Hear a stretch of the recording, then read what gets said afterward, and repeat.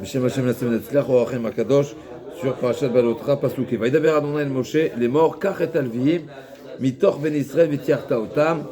Donc, de prendre les Lévi'im, on va voir tout de suite ce qu'est le sens de prendre. On donne toujours cet exemple dans la Torah. Les mots, ils peuvent avoir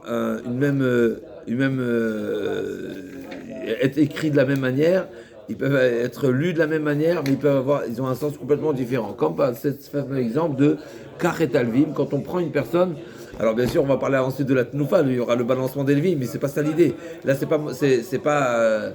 pas Moshe qui va faire le ballon. On va voir tout dans la suite, mais c'est pas ça l'idée de la Kira ici en question. Là, c'est pas qu'il va les prendre physiquement, c'est pas qu'il va les porter, mais c'est qu'il va les inviter à venir, d'accord, Kira. Et je dis qu'on voit que la Torah elle emploie ce même terme, ce même mot, ce même verbe de Kira, de prendre, aussi bien pour le mariage, aussi bien pour une acquisition,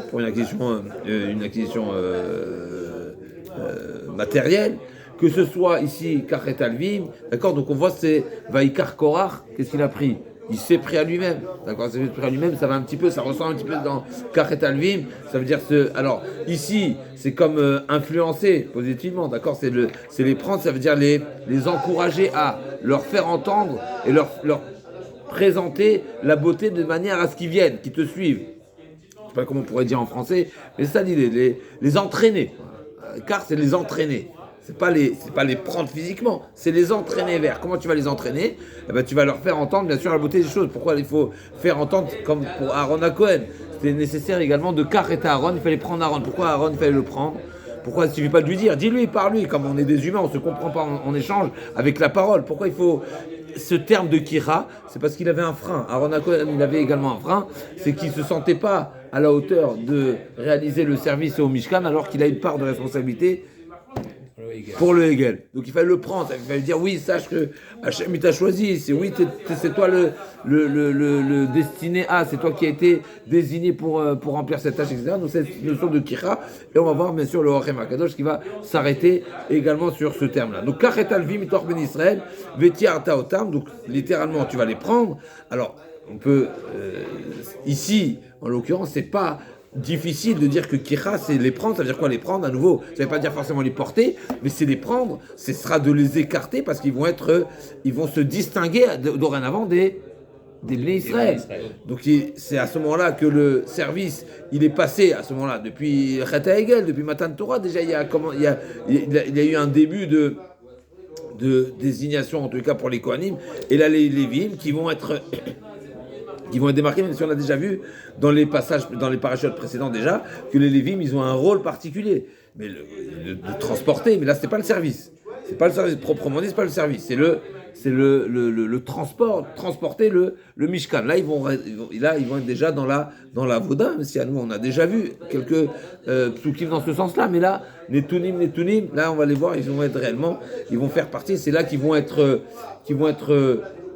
troqués, d'accord, ils vont être changés, la Kedusha des Berorot va être transférée sur la Kedusha des Lévim. Donc les Lévim vont occuper la place des Berorot. Donc donc on peut très bien dire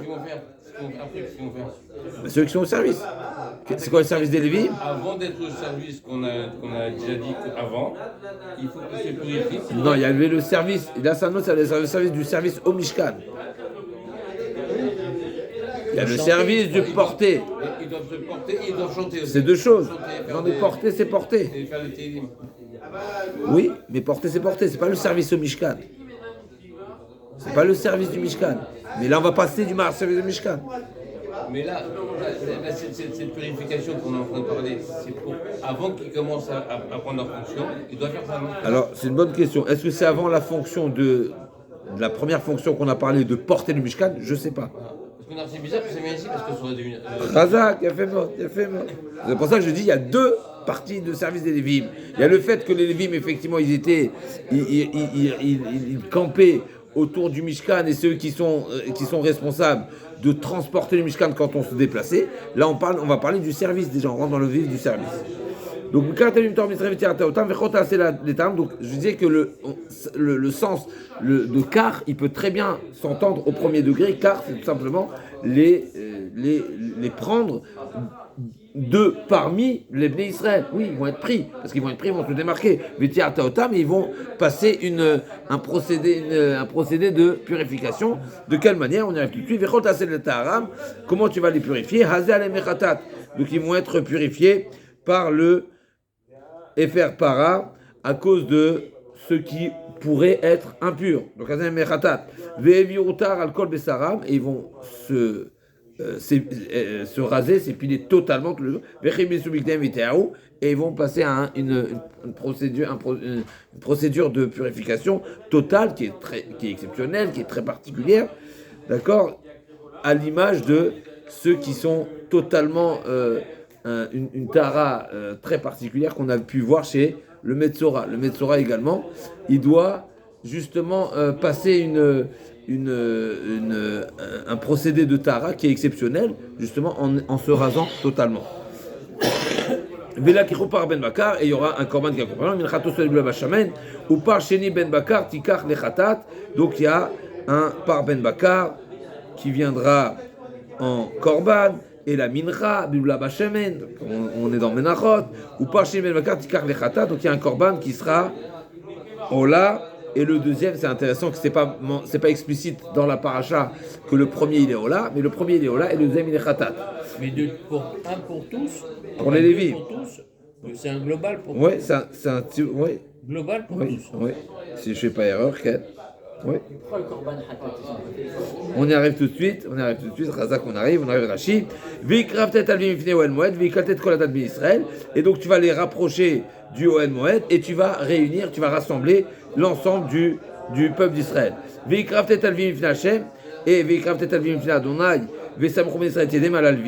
Et donc tu vas à nouveau, encore une fois, là aussi il faudra comprendre c'est quoi cette deuxième fois qu'ils vont être rapprochés. Et c'est les Bnei Israël qui vont mettre comment tous les Bnei Israël, on va voir qui est-ce qui va s'appuyer, faire smicha. C'est une manière de soumettre et de les missionner en réalité. Dans un korban, on fait passer les fautes sur le korban par la smicha, n'est-ce pas? Là, il y a la notion de smicha, comme celui qui est la smicha classique, le type de smicha classique, c'est un dayan, n'est-ce pas, qui est diplômé, il est smicha samariado. Là aussi, c'est dans la paracha de la semaine, quand on va parler des 70 Nevi'im, des 70 sages qui sont désignés dans la paracha, qui vont venir aider Moshe Rabbeinu à supporter le Klal Israël. Ben là-bas, c'est marqué aussi cette notion de smicha. Donc, c'est mettre les mains dessus de manière à faire passer le courant, n'est-ce pas, qui est très particulier. Alors, pour Moshe Rabbeinu, c'est très particulier. Comme si que c'est pas comme si. Comme Laura nous dit, on le rappelle très souvent, que toute la force et le mérite de prophétie ne passe que par Moshe Rabbeinu. Moshe Rabbeinu, c'est le canal principal, et ensuite, tous les autres prophètes qui vont mériter la prophétie, c'est à travers Moshe Rabbeinu. D'accord? C'est le premier, on va dire, c'est le premier maillon, et ça ne peut pas passer par ailleurs, parce que Moshe Rabbeinu, c'était le plus grand niveau de prophétie, qui va être également à la fin de la paracha, où même cette idée n'était pas aussi claire, avant que Myriam et Aaron parlent au sujet de Moshe Rabbeinu. Ça veut dire qu'ils pensaient qu'il y avait une révélation personnelle pour chacun des Nevi'im, alors que je dis non, la névoie de Moshe Rabbeinu elle est exceptionnelle, et sur ça le Ran nous dit, c'est ça, c'est notre selon de Vayatzel Minaroar, donc il y avait comme une forme de un tsel, n'est-ce pas? Le tsel, c'est de l'ombre, n'est-ce pas? C'est qu'en réalité, comme si que la providence ou le niveau, la prophétie de Moshe Rabbeinu qui va s'étendre sur les autres Nevi'im, donc ça passe que par Moshe Rabbeinu. En tous les cas, ici, l'idée de la smicha, ça va dans ce sens-là également, où les Bnei Israël vont mandater les Lévim d'être à leur place au service. Alors on sait très bien qu'il y a cette fameuse question dans la Gemara. Alors là on parle des Lévim, mais la Gemara elle parle plus précisément des Kohanim, parce que c'est les Kohanim qui font le service essentiellement à notre place. Et là la question de la Gemara est de savoir, est-ce que le Kohen c'est mon chaliar ou c'est le chaliar du bon Dieu? Alors c'est sûr qu'il fait, comme on le voit ici dans la paracha, c'est sûr que par rapport aux Lévim, les Lévim ont récupéré on va dire le potentiel service qui aurait pu être réalisé par les Bechorot. Donc ça, c'est sûr qu'il y a quelque chose qui est passé du Bechor pour les Lévim. Pour le Kohen, c'est un petit peu différent. L'Agma dit, ça change quoi? C'est une belle question. Théorique, philosophique. Est-ce que c'est mon envoyé, pas mon envoyé? Non. L'Agma, c'est quoi la conséquence que l'Agma qui découlerait de cette question-là? Si c'est mon envoyé, eh ben, admettons que je suis en différent avec lui et je vais faire un éder de ne pas profiter de lui, ben, il ne pourra pas faire le service pour moi. Donc on s'est disputé, celui qui s'est disputé avec un Kohen, eh ben, le Kohen ne pourra pas faire le service pour moi parce que s'il fait le service pour moi, à ma place, c'est mon envoyé, et bien quelque part je profite de lui. Parce qu'il fait pour moi à ma place. Par contre, s'il a été désigné par le bon Dieu, c'est un fonctionnaire du bon Dieu. Donc il n'y a pas de problème. C'est la question de la Gemara. Est-ce que Kohanim, Hane Kohané Shlouché Didan ou Shlouché Darachmana? Est-ce que c'est nos envoyés, Shlouché Didan, nos envoyés, ou Shlouché Darachmana, c'est les Shlouché d'Akajouachou? La Gemara, elle conclut. C'est très intéressant parce qu'il y a deux Gemarot. Il y a une Gemara qui ne le conclut pas explicitement. La deuxième qui conclut, la Gemara dit c'est une logique absolue que c'est les envoyés d'Hachem. Pourquoi? Parce que tu ne peux pas missionner quelqu'un à faire quelque chose que toi-même tu ne peux pas faire. Dès le moment où nous-mêmes, on ne peut pas réaliser le service au Beth Amikdash, n'est-ce pas? C'est accès réservé aux Kohanim. Donc le Korban, tu ne peux pas le faire toi-même. Donc forcément, la personne qui le fait à ta place, qui le fait pour toi, elle ne le fait pas à ta place parce que toi, tu n'aurais pas pu le faire. Donc forcément, ils ont été missionnés, mandatés par le bon Dieu. Alors Khazak, effectivement, là on est dans les Lévim. Je dis pour ça, j'ai dit les Kohanim. Eh ben, avant la faute du Vaudor, le Bechor, c'est lui qui avait qui était prédestiné au service, à réaliser le service. Chaque premier-né, il avait. Et c'est ce qu'on a vu déjà dans la paracha précédente, n'est-ce pas, avec la. Ça a été déplacé sur les Lévis parce qu'ils n'ont pas fauté. Exactement, Khazak, exactement. Alors, n'est-ce pas, donc dans Bamidbar, nous avons déjà vu que Hachem a dit de prendre les Lévi'im à la place des Bechorot. D'accord? Donc c'est marqué dans Bamidbar, Père Gimel, Pasuk Mem Dalet, Vaidaber Adonai Moshe Mor, Kachet Alvim, Tachat Kol Bechor Israël, Ved Bematavim Tachat Behemta, Veilul Alvim, Ani Hachem. Donc les Lévi'im seront à la place des Bechorot. Comment on a réalisé ce transfert-là? Avec le rachat. Chacun, n'est-ce pas, chaque Bechor, chaque Lévi a racheté la part de Israël, et celui qui n'avait pas, d'accord, donc on est arrivé avec un final où il y avait plus de Bechor Israël que de Lévi. Donc le Bechor Israël, comment il s'est racheté? Eh ben, il devait payer 5 shekalim.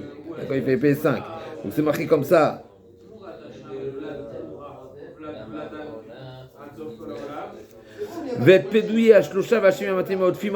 Donc il y avait 273 Bechor en plus du nombre des Lévi. Donc il y avait 273 qui n'avaient pas le Lévi qui les rachète. Donc il fallait qu'ils payent les 5. Donc ça c'est dans Paracha de Bamidbar. Maintenant on va revenir à cette Paracha de Bamidbar. Mais vous avez dit, il fallait qu'ils payent quoi? 5 slaim. Pourquoi? Qu'est-ce qui se passe? Pour se racheter. Il a perdu sa place, donc il fallait se racheter. D'accord? Donc ça c'est dans Paracha de Bamidbar. Chaque devait payer 5 saïm. Les 273 qui n'avaient pas de partenaire. D'accord. Mais je voulais savoir. Déjà, c'est Paracha Bamidbar. Dans tous les Bechor, est-ce qu'ils devaient donner 5 saïm ou pas? Tous les Bechor. C'est ce qu'on fait aujourd'hui, jusqu'à aujourd'hui, c'est qu'on rachète le Bechor, parce que le Bechor, c'est une matana du Kohen. Ah oui, 5 saïm. D'accord? C'est 5 saïm qui va revenir le Bechor. En tout cas, donc, Vik Raftet Alvim Lifnad, on a les Amchou Ben Israël Tidem Alvim, Venif Aaron et Alvim Tenufa Lifnad, on a mis Ben Israël, va Yulavod et Avodat Adonai. Donc là, c'est là, à ce moment-là, que les Lévi'im vont passer ce procédé-là. Il y aura la smicha, et ensuite ils vont passer un balancement, et à ce moment-là, c'est à ce moment-là qu'ils rentreront en service pour Hachem.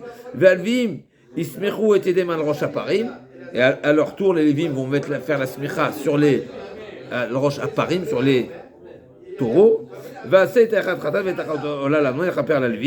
Et donc il fallait ces corbanotes pour s'expier à soi-même, d'accord? Donc quelque part, eux ils prennent le rôle des Bnei Israël, donc les Bnei Israël se sont déchargés quelque part, et eux mais eux-mêmes il fallait se purifier pour être dignes de remplir cette mission. Et c'est dans ce passouk-là qu'il est explicite que le premier korban il est Ola. Echad. Comment eux, ils ont tous ces Lévis, ils ont pu mettre leur main sur le taureau. Chazal, on a posé une plus grande question tout à l'heure. C'est qu'il y voilà, avait et que- tous les Bnei Israël sur les Lévim. comment On y arrive. Ve'amadet alvim ifnei Aaron ifnei banav, ve'enafta otam tenufa l'Adonai. Et à nouveau ici, on a a priori une deuxième tenufa. Ve'amadet alvim ifnei Aaron ifnei banav, ve'enafta otam tenufa l'Hashem. Viv datet alvim tor Bnei Israël, ve'ali alvim. Tu vas séparer les Lévim de parmi les Bnei Israël, Vayouli Alvim, et les Levim seront à moi. Alors on va voir Rachid. Donc on a tous ces psukim là, on va essayer d'aller doucement, en commençant par la première remarque, le premier point, le premier verbe qui est dans le pasuk Dalet, le pasuk Vav, Kachet Alvim. C'est quoi l'idée de Kachet Alvim? Prends les Levim. Il dit Rachid à ce sujet, Kachet Alvim, Kachem Bedvarim, Kachem Bedvarim. Ashrechem shetizku liot shamashim lamakom. Tu vas les entraîner, tu vas les inviter avec des propos qui mettent en avant cette chance qu'ils encouragent, Razak. Tu vas les encourager à vouloir, donc à vouloir à remplir cette tâche. Heureux soyez-vous, soyez heureux de remplir d'être ceux qui sont au service d'Akadosh Baruch Hu, c'est-à-dire qui vont réaliser le service au Mishkan, donc certains services qui est par les Lévim. De quelle manière? Azal et Mechatat. C'est quoi le Khatat en question? C'est quoi Mechatat? Quand on parle de Mechatat, c'est s'il y a des eaux avec une Khatat, forcément c'est Khatat, c'est para Adouma, c'est faire para. Il nous dit Rashi, chez les faire para, un pnetme metim shebahem. Donc au cas où il y a des impurs, eh ben on fait le type de purification qui purifie la plus grande type d'impureté qui est par le mort. Après il y a d'autres types d'impuretés de toute façon, mais ça va être avec le mikvé. On aurait pas eu... En faisant paradouma, on s'acquitte de pratiquement tous les types d'impuretés. Pourquoi? Parce qu'il y a le nombre de jours, il y a la paradouma, il y a le mikvé. Donc il y a tout ce qu'il faut, d'accord, pour se purifier. Maintenant il y a encore un type d'impureté qui est différent. C'est le Metzora. Le Metzora, il doit procéder à un rasage, etc. Mais eux aussi, ils vont être rasés. Donc, on va voir tout de suite ici.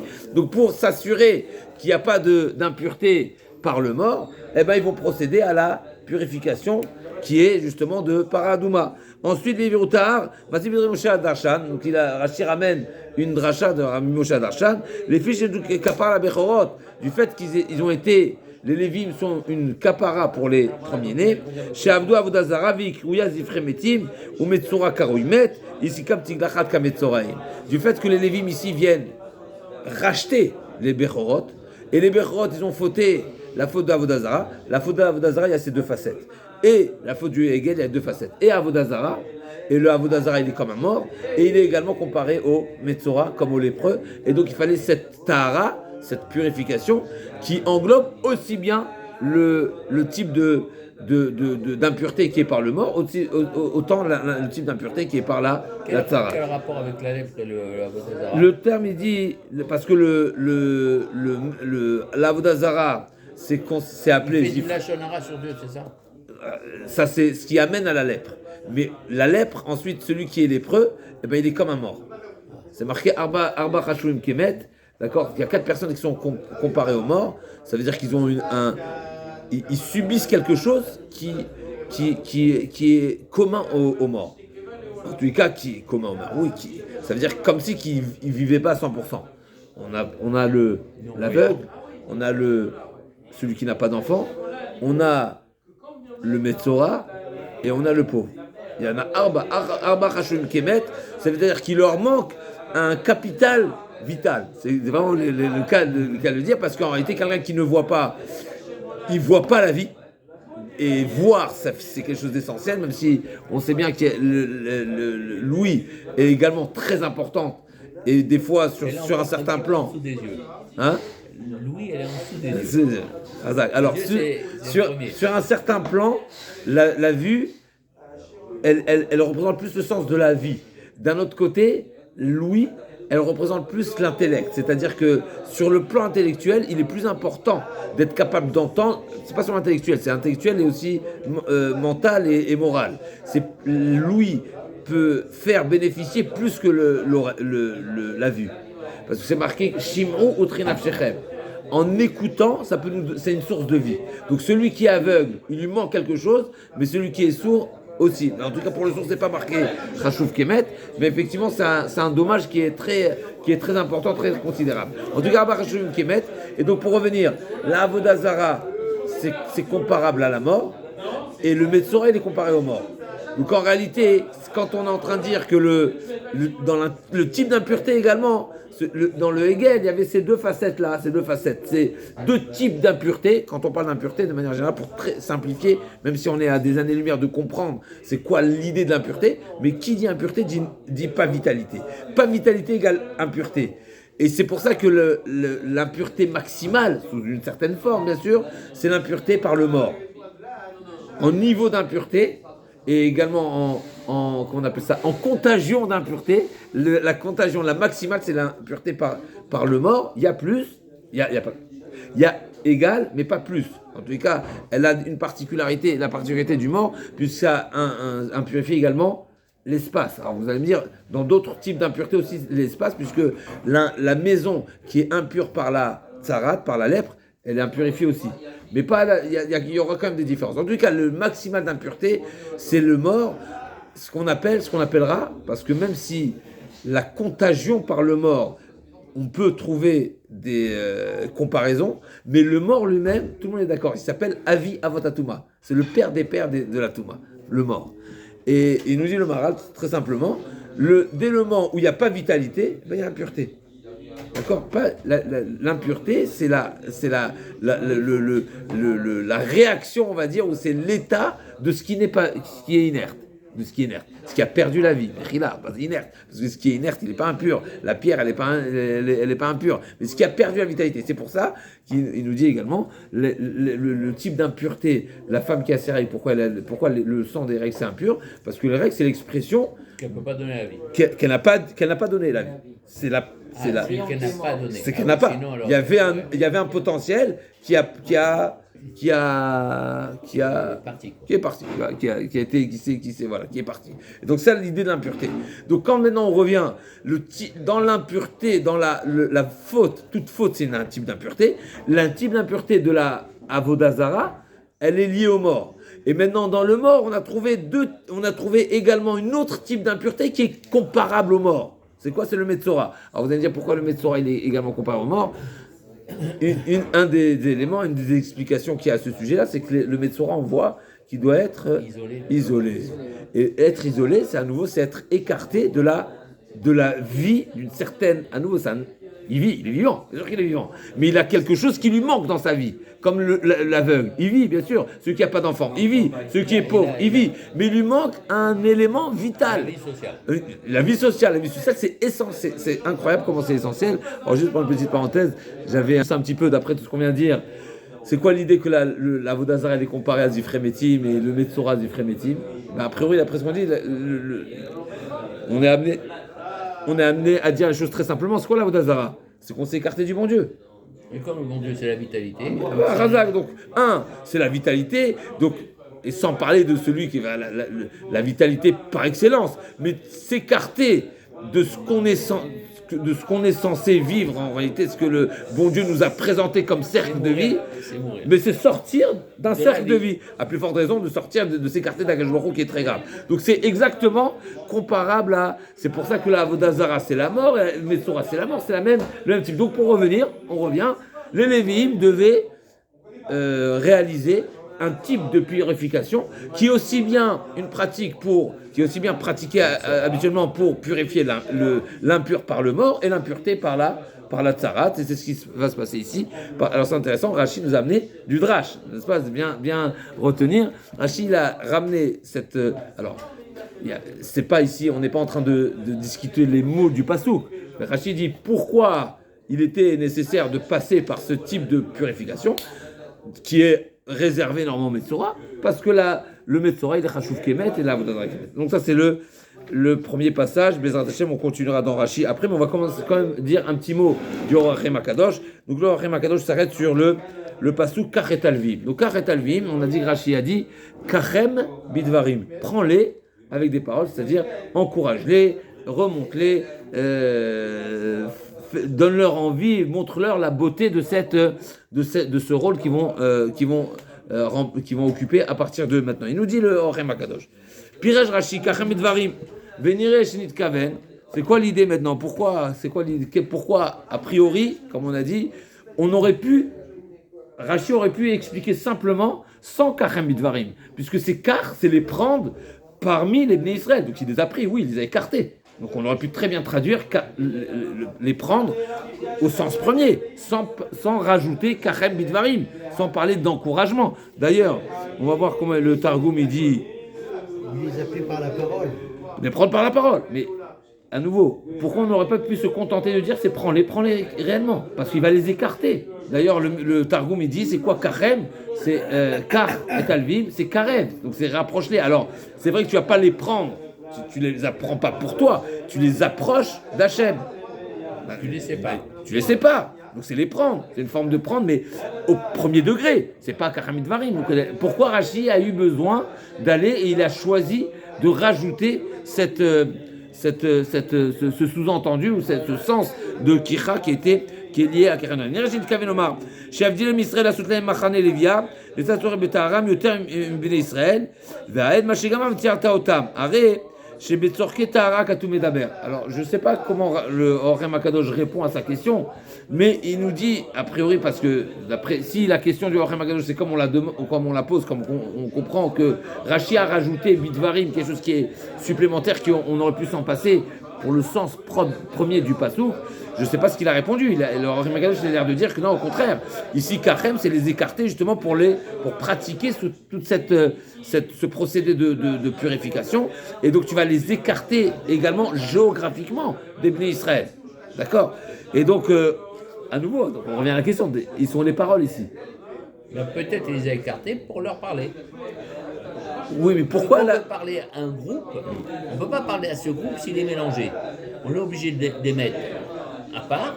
C'est comme un boss, il a des chefs. Il a 8 chefs, il veut donner des ordres, il les prend, il leur dit voilà le plan. Mais ici, il n'y a pas de parole ici. Ah. Ici, la kicha essentielle, l'écartement, c'est pour réaliser ce qu'il y a à faire. Donc il n'y a pas de message. A priori. Et le Kachem Midvarim, c'est pas ça. Le Kachem Midvarim, Rashi nous dit, c'est leur montrer la beauté de la raison pour laquelle ils sont écartés. Mais là, le Orem Akadosh, je ne vois pas qu'il répond à sa question.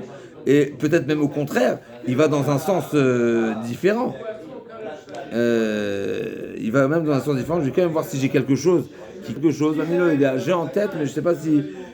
Est-ce que c'est marqué ici dans le Pshat ou c'est dans un drash que à nouveau c'est juste pour répondre un petit peu Rashi, même si c'est pas le sens premier de Rashi, mais peut-être c'est sous-entendu, et avec le Orem Akadosh, peut-être c'est pour faire la jonction entre les deux, le lien entre les deux, même si à nouveau pour moi je vois Rashi complètement dans un sens et Orem Akadosh complètement dans un sens, alors que Orem Akadosh a l'air de dire que c'est ça le sens de Rashi.